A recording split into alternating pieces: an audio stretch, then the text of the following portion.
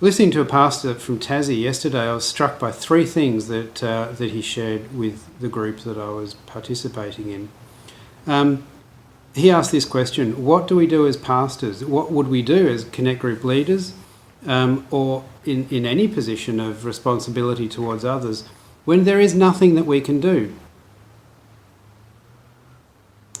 Well, we may not be able to remove someone from a difficult situation. We may not be able to circumvent suffering.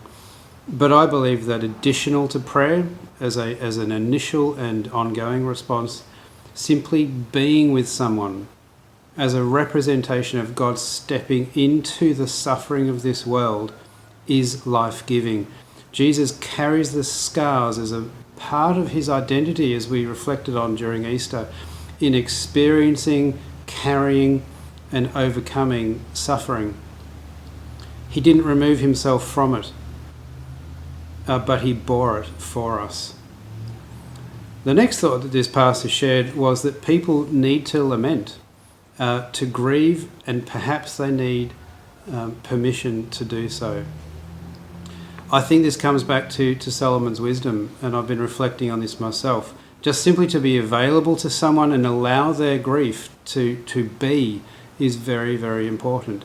To reflect back to somebody that suffering is a part of life and they are permitted this kairos timing for their grief is important.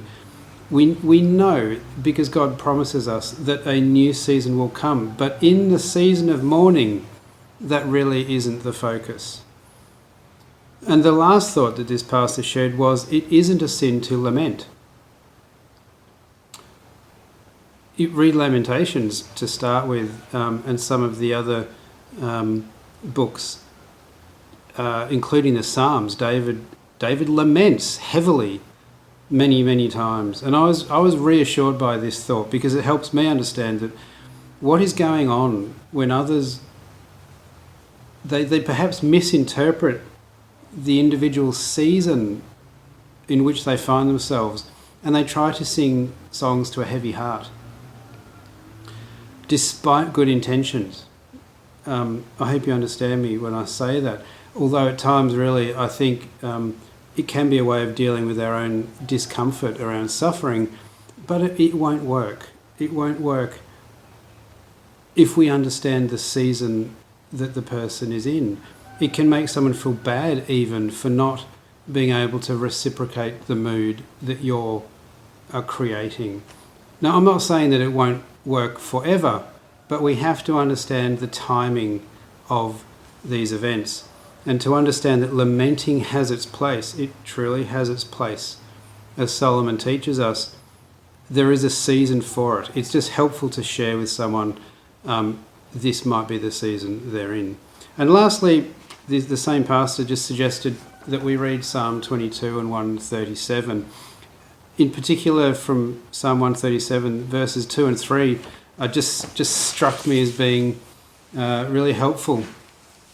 And it says there on the willows we hung our harps, for there our captors requested a song. Our tormentors demanded songs of joy. There's so much in this passage, and we need to understand the context. But Pastor Milton preached a wonderful message on this. I happily refer you back to that. You'll find it on the church website. But what struck me again is the seasonality. God's people were being dragged into bondage, and there was only one reason why they were being carried off in that way, and that was because they had forsaken their God. They turned away from him in one manner or another.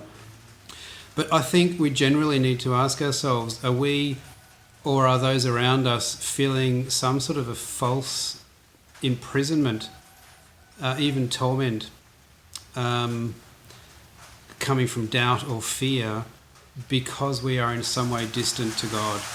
Do we have a sense of disquiet because we are being dragged somewhere where we don't want to go?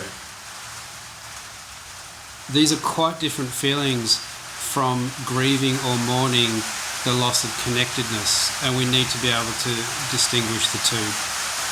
I have personally been feeling some of these things in the last couple of weeks, and so repenting of this and resolving to practice thanksgiving, to be practicing worship, because I want my heart to stay close to my God. So that's it. Quite a bit in there, I know. I hope that it in some way helps you reflect on your own situation, but also for those for whom you care. God bless you as you reflect on these things.